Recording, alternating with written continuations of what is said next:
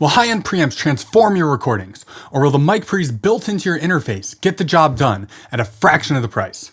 Let's find out. Today we're going to take a look at two sets of preamps at two very different price points.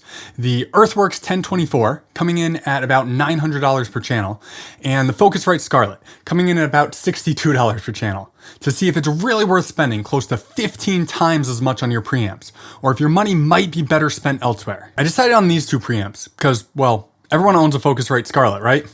It's like the most basic entry-level interface.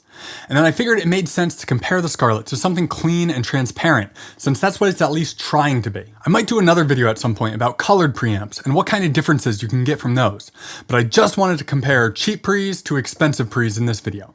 So super high-end transparent preamp it is. And both preamps are going through the Focusrite converters. Because again, comparing converters will be a future video. But for now, just want to see what kind of change you could expect if you have a more affordable interface and add a high-end preamp to it. So with that out of the way, let's take a listen to some examples.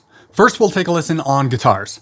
I always find it easiest to hear frequency response differences with distorted guitars. So this should show us how flat or not the Scarlett pre's are compared to the Earthworks.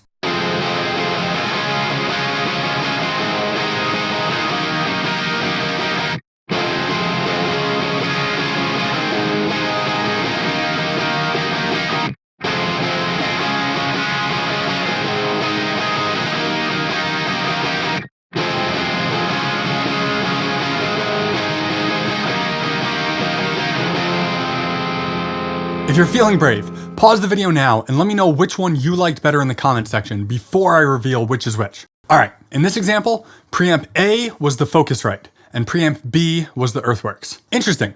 To me, the Focusrite sounded a little bit more forward with a bit more push in the mid-range, while the Earthworks sounded a little bit more relaxed with an extended low end. But we're talking pretty small changes here, and I don't know that I necessarily consider either one better in this case. One might be a little bit better on one particular guitar sound and the other on a different guitar sound, but I'm pretty confident that either would be totally usable. Now let's take a listen to some drums. Drums should help show us how each pre handles transients, whether the pre's are fast or slow, if they smear, compress, or saturate, or if they leave the peaks alone.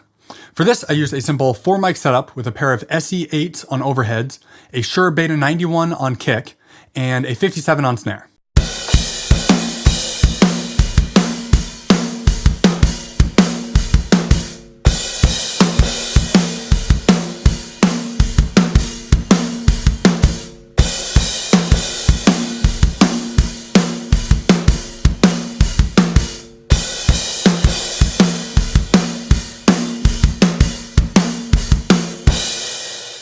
Okay, so preamp A was once again the Focusrite, meaning preamp B was the Earthworks. By the way, if you appreciate that I'm actually revealing the answers right away and not making you wait for another reveal video or saying I'll put the answers in the comments after people guess or whatever people sometimes do on these videos, consider showing your appreciation by hitting the like button and subscribing. But anyway, on the drums, I was hearing a touch more detail in the Earthworks, but again, it was a pretty subtle change. Now let's see how these pre's handle low end with some bass guitar.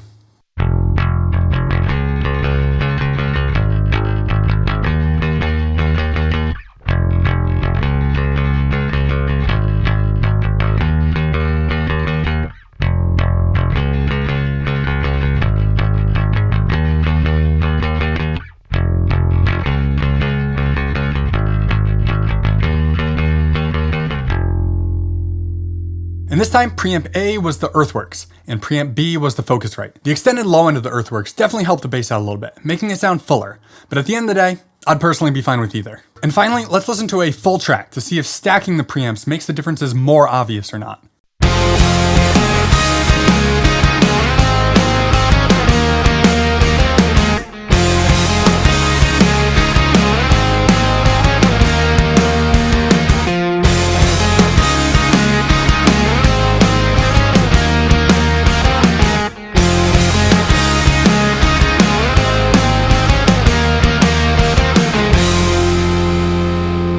And the final reveal, preamp A was the Earthworks and preamp B was the Focusrite. So yeah, there are definitely differences, but they're subtle. Are these differences worth paying thousands of dollars more for?